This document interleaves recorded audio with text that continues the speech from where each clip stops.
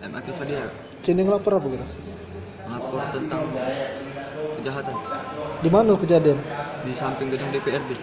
Cak mana kronologi? Dia tuh ngomong minjem nak KTM, ngomong nak deposit. Jadi aku isian nengok dia tuh. Terus? Kurewangin lah KTM rupanya tidak ada ngapa-ngapa di ATM tuh. Habis itu aku sepi yo di samping gedung DPRD. Sudah habis itu budak itu nodong pisah, ini pisah kan. Sudah lari habis itu, aku turun ke nyaw. Terus? Sudah habis itu balik jalan kaki. Dia uang berapa? Uang dua.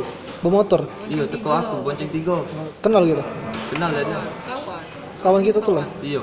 Kalau main di lorong dulu. Kawan main. Sudah kita datang lagi bang belum? Apa? Lagi kita datang ke rumahnya belum? Sudah, balik kate uang lagi. Uang tuanya? Lah pindah. Uang tuanya di dusun. Pola pindah Iya, rupanya. budak itu luntang-lantung. Jadi rumahnya tak tahu kita di mana? Udah tahu sekarang. Sering main di lorong be? Iya. Pakai pisau jenis apa? Pisau apa kayak apa deh? Udah tahu lanjut pisau pokoknya ada kilat-kilat itu. Dia tuh ya? Iya. Kawan sikapnya tuh apa kabe? Nyetir be dia tuh. Jadi kita kehilangan HP be? Iya.